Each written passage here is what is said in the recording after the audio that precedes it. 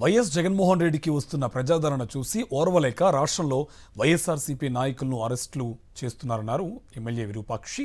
చెవిరెడ్డిని lookout notice లేకుండా అక్రమ arrest చేశారన్నారు. చంద్రబాబుకు పరిపాలన దృష్టి లేదు, కేవలం వ్యక్తిగత కక్షలతోనే అరెస్టులు చేయిస్తున్నారన్నారు. రాష్ట్రంలో మహిళలకు రక్షణ లేదని, రోజుకు ఒక చోట అత్యాచారాలు, మానభంగాలు జరుగుతున్నాయని ఆవేదన వ్యక్తం చేశారు. పవన్ కళ్యాణ్ డిప్యూటీ సీఎం పదవి తీసుకుని ఎక్కడ ఉన్నాడో తెలియదని విరూపాక్షి ఎద్దేవా చేశారు.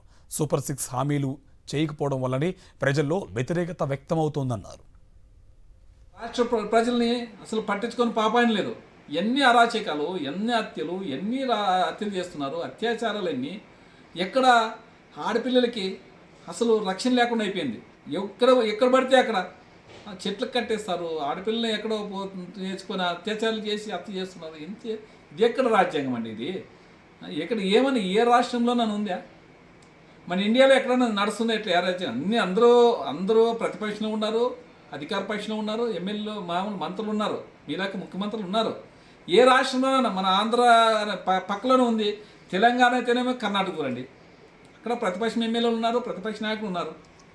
తెలంగాణలో ఉన్నారు కదా, మీలక్క కక్ష రాజకీయాలు చేస్తున్నారా? రెడ్ బుక్ రాజ్యాంగం చేస్తున్నారా?